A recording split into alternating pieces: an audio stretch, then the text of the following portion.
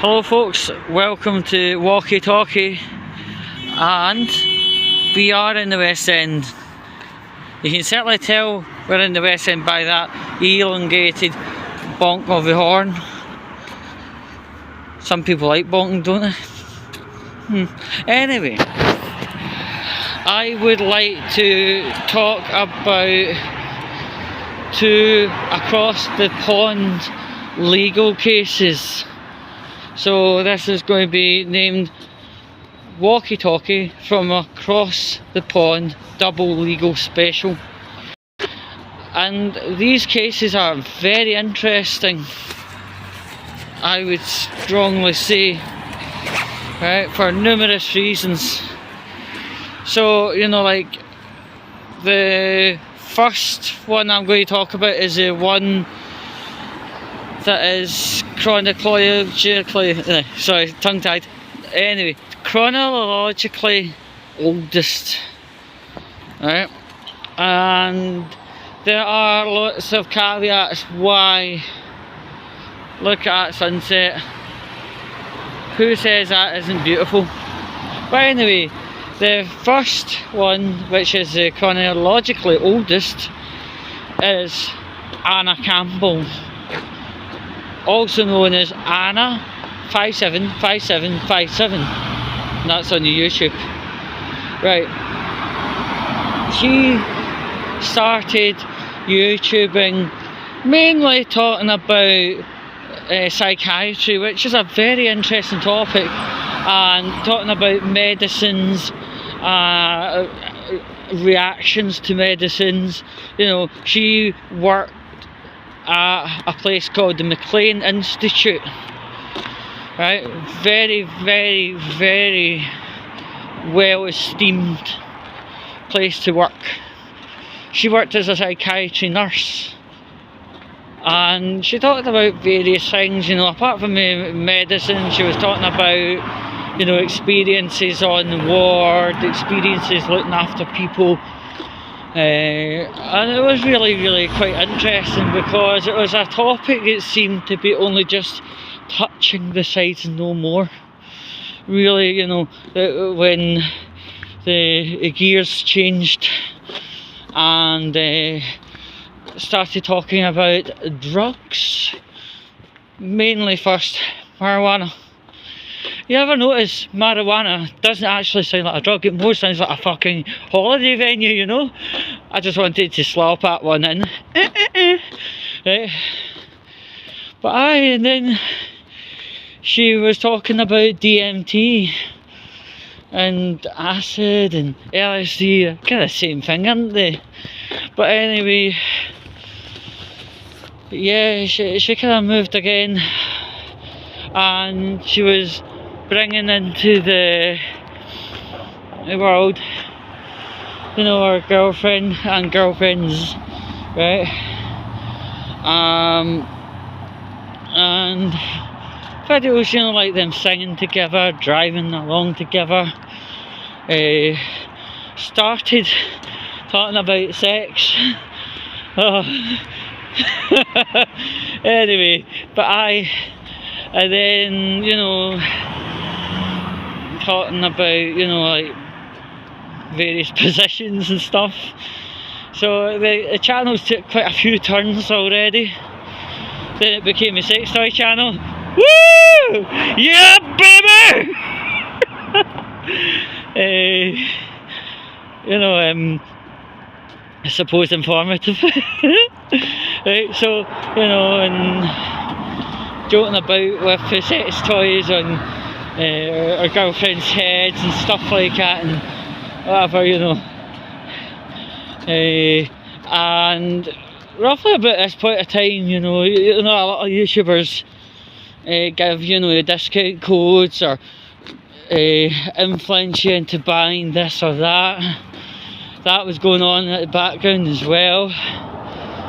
Yeah. So, and not that long after this, chronologically, she starts OnlyFans, and this is where the problems start. or come to the fore, right? Apparently she hadn't been paying the people that are involved in the OnlyFans fuck, right? And that was causing obvious issues, tensions, etc.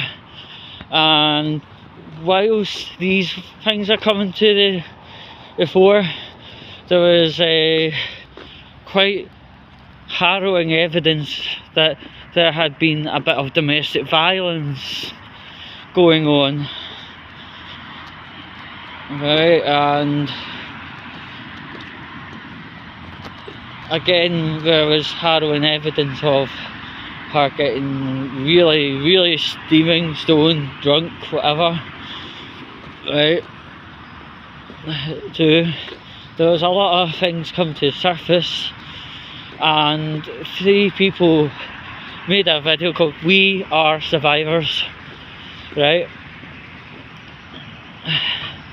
And the thing is, I think, you know, I recognise a few things right away from this video. I mean, the audio itself tells a very troubling story, and it's not a story, it's a troubling reality, what was going on. But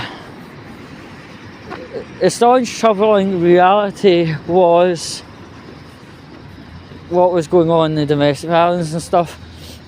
But the creation of this video was terrible, because each person within the video was green screened in, and the couch was just, you know, another layer of the video. I mean, I recognised what was going on right away, because I've done green screen for fucking years, right? You've got one layer, which is a couch, and layer 2, 3 and 4 are the participants, and obviously something was really wrong with the video, because in reality, if you've got you and 2 of your pals on a couch, not fucking, I hope, yeah, dirty fuckers, but anyway, you got 3 people on a couch. You don't bash your heads together and not say a thing. You know what I mean? It was like layer 1, layer 2, layer 3 on the green screen, and at points they were wobbling, whumping heads together, sitting on each other's lap, and all that stuff. Right? In reality, if you whumped your head into your pal's head, one of you would be sitting there going, ouch, or something like that. But in the video, they overlap each other, you know, like, they overlap each other in the video, which is obviously like a pure, like, okay. First of all, you overlap and they're bouncing around on the chair and whacking each other's heads and nobody's saying nothing.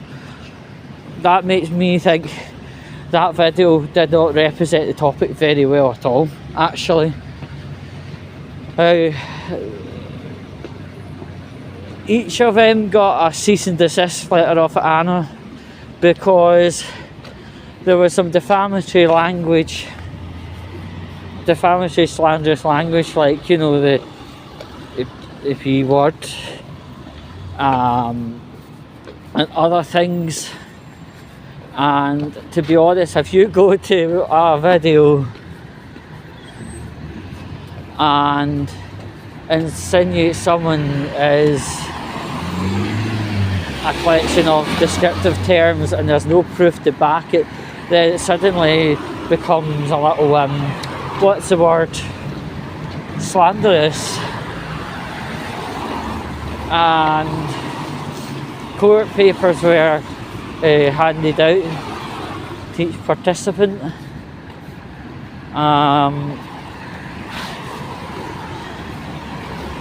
And this is where the court case progress just suddenly disappears into nothing. Right? We don't know exactly what happened.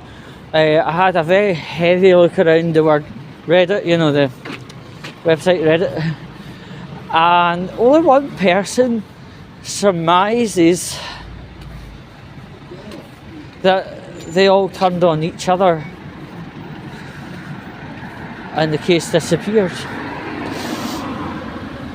Now, surmises, in my opinion, isn't enough to actually go up and outrightly say what the outcome of the court case was.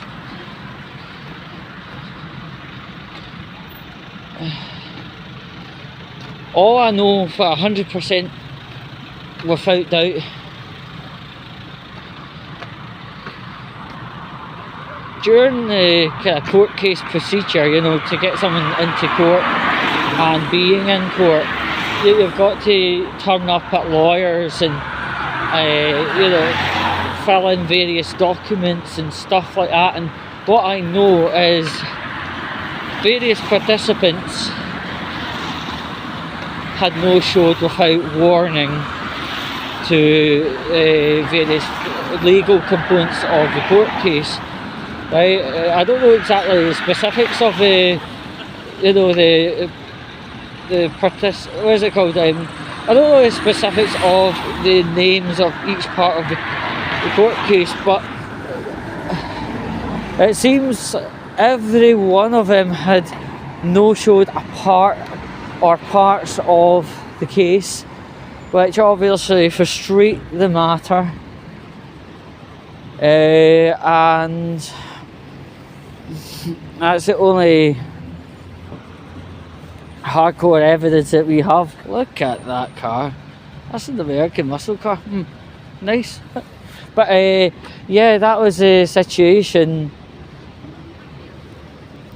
The case had been frustrated because the participants in the case had been ditching various parts or handing in documents late on one occasion.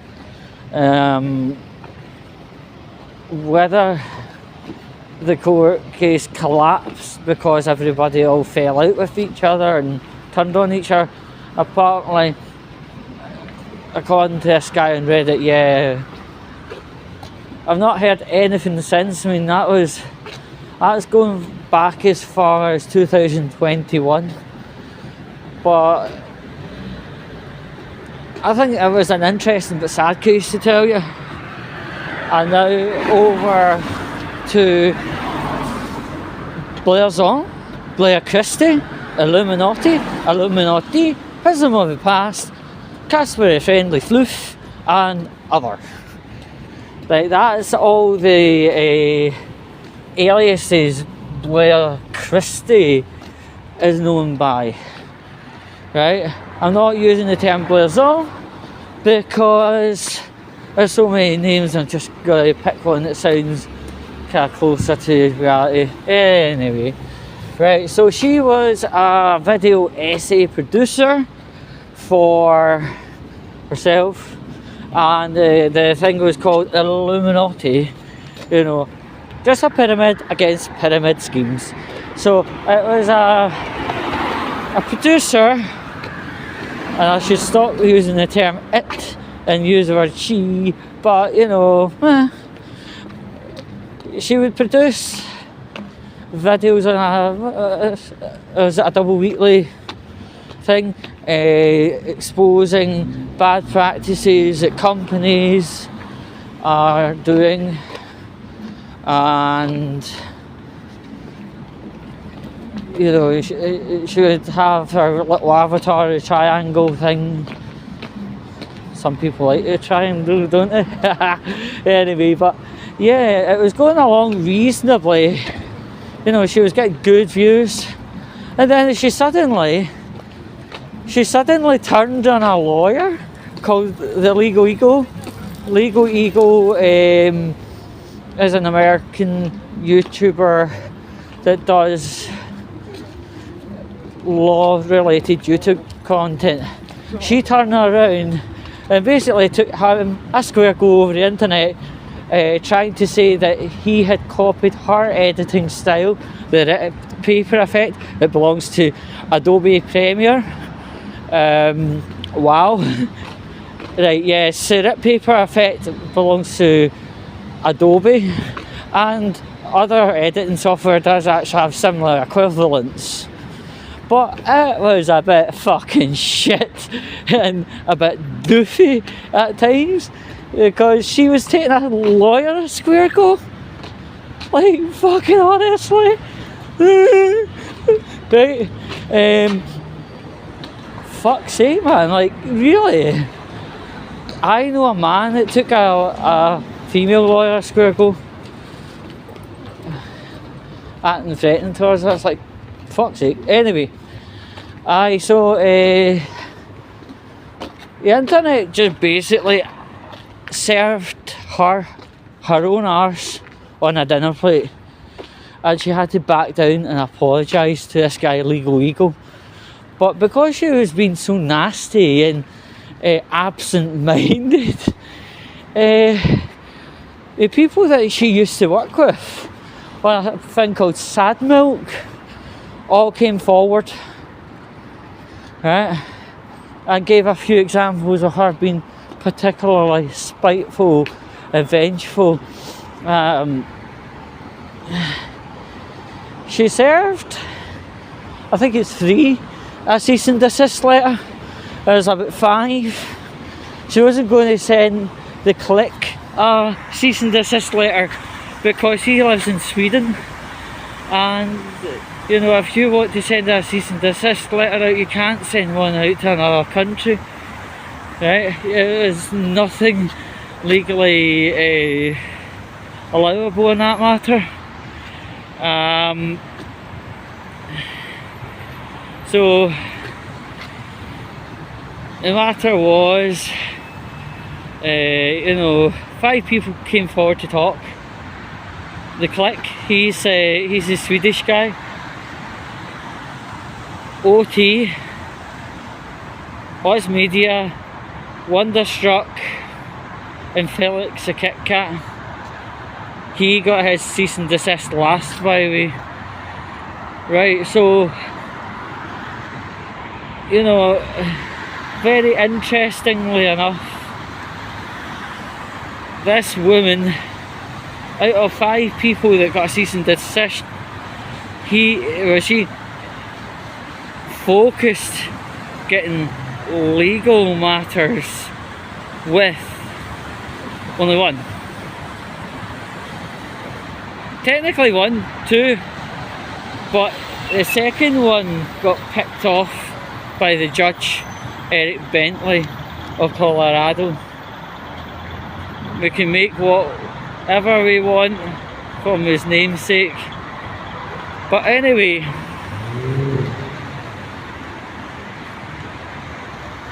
she hammered down on Oz Media approximately 06/23 onwards, so that's June 23 onwards, and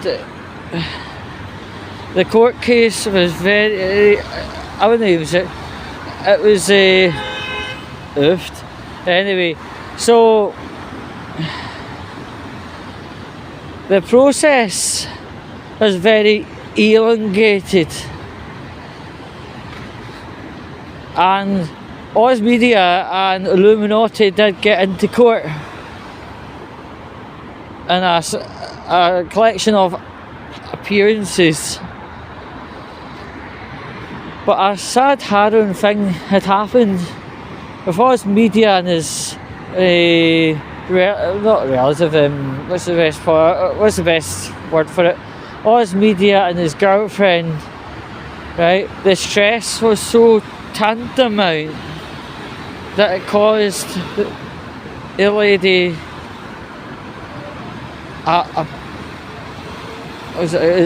what's the word for it? Wait 2 minutes. I'm trying to think of the word on the hop. I think the term is miscarried, and apologies if I got the wording wrong there. So basically, unfortunately, the child didn't come,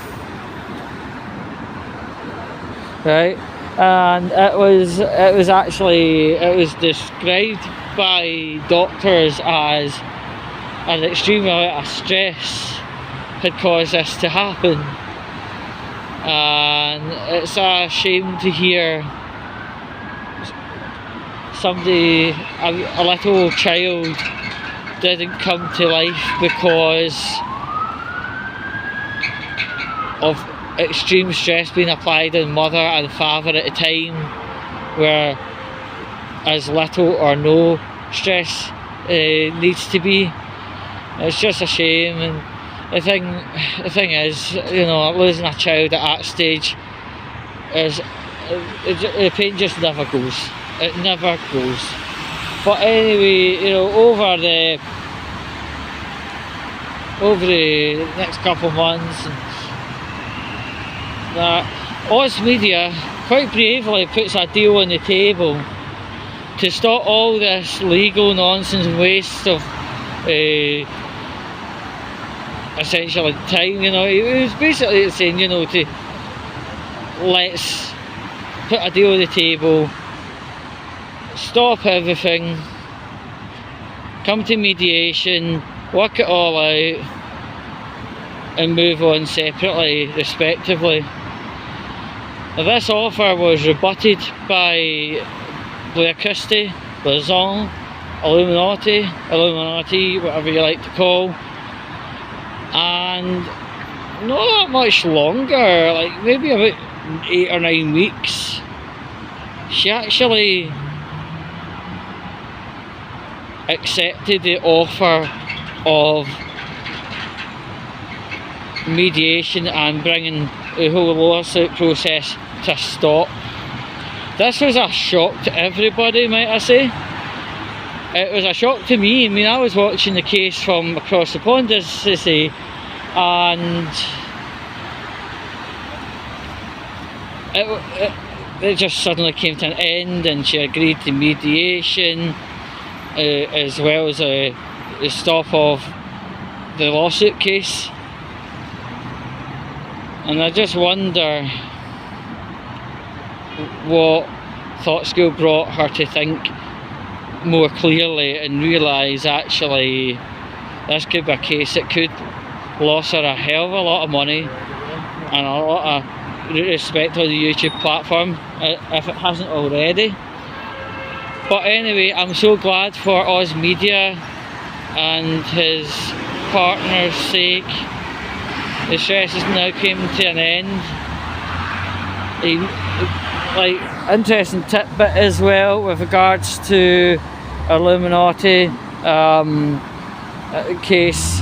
The lawsuit case was costing Oz Media up to October £80,000. Up to December, I'd dread to know what the digits would be. I would probably think that it would be spelling in the region of £100,000. It's really ridiculous. You don't get things like legally over there and everything else. You have to pay it right out your own pocket. Put up on the way, you're cycling. You fucking arse hat. Anyway, sorry, yeah, see, cyclists that fucking cut about texting? Fuck off. Right, anyway.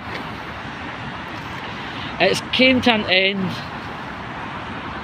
but not an end in other ways. I'll try and explain my mindset on this one.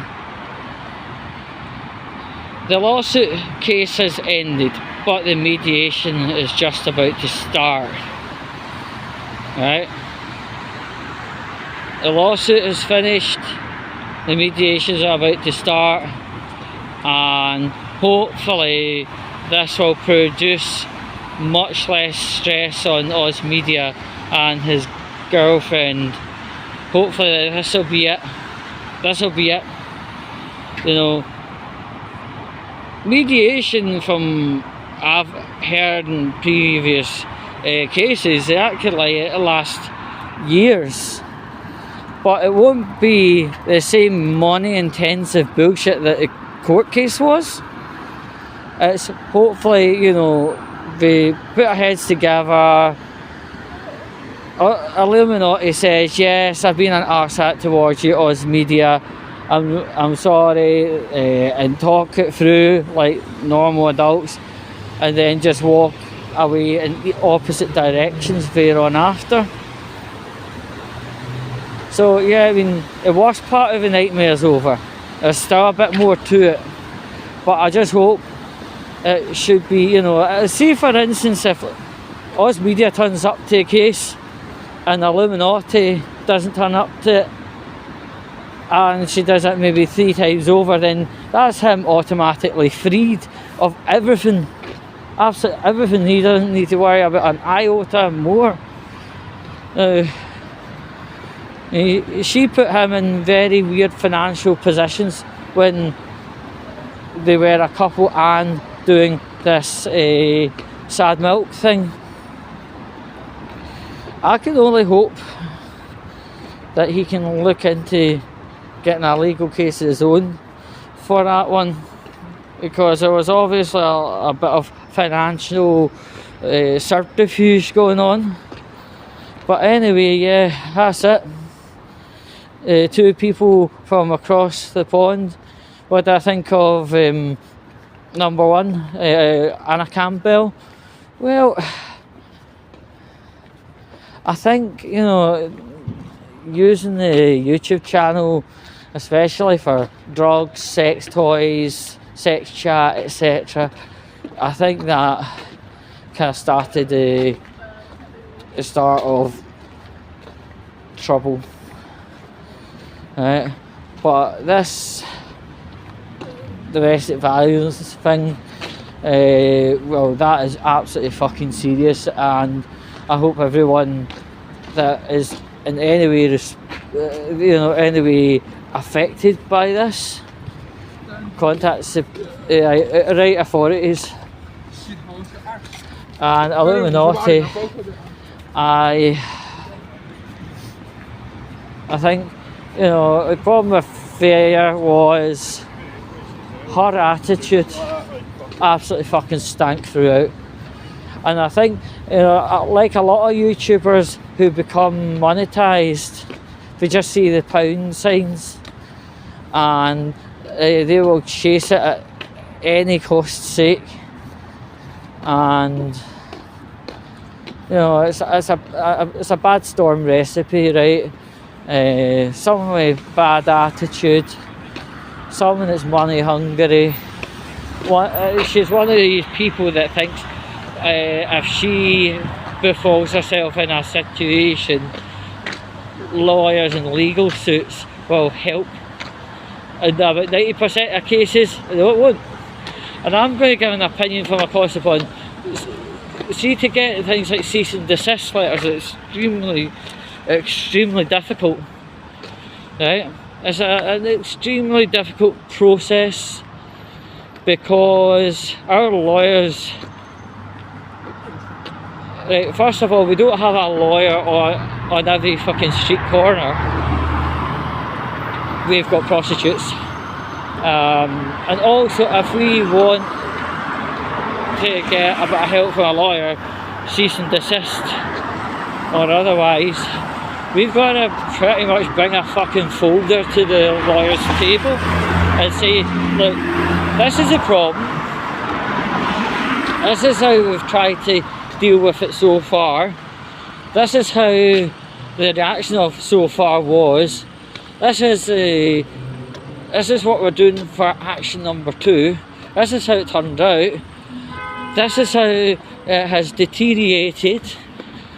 Has there been violence involved? You know, you've got to bring almost a fucking folder of everything. Well, you do, in my case, I put a full folder down, and you could see there was a big problem going on, right? If you don't have that folder, then the lawyers don't listen to you.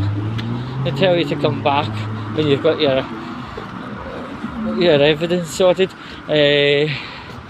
What else? You know, not every lawyer the lawyer sends out is going to end up a court case, and to get something into a court case, it takes a lot of work between you, your lawyer, and a referral to your local PF, which is like CPS, etc. And between the start a cease and desist letter, the referral to court, having the actual letter saying it's going to be in a courtroom, a court date itself, could be anywhere up to 3 years. Right? And the thing is, if a cease and desist letter, as a lawyer, has to be 100% certain there is a problem before anything gets printed. So, things are difficult. You can't just walk up to a lawyer and go, I want a cease and desist letter. No, you've actually got to show the issue. I mean, I'm talking from a Scottish law perspective. Scottish law are quite tight, and they only produce when there's 100% patent problems. The British lawyers, as in like English, Wales and Ireland, they still have to have something showing them that there is a major problem going on, and at least evidence to show that interventions have been tried and failed before the letters sent out. They may be a wee bit looser at sending letters. The aforementioned groups of lawyers, where in reality Scots are fucking tight as hell. We're tight with our money and we're tight with our law letters. That's one thing I want to say. So I think pretty much I've given as many perspectives as possible from across the pond. So I hope you all enjoyed, and until the next thing, I bid you good night, and yes, stay well, stay safe, stay legal, and we love you long time.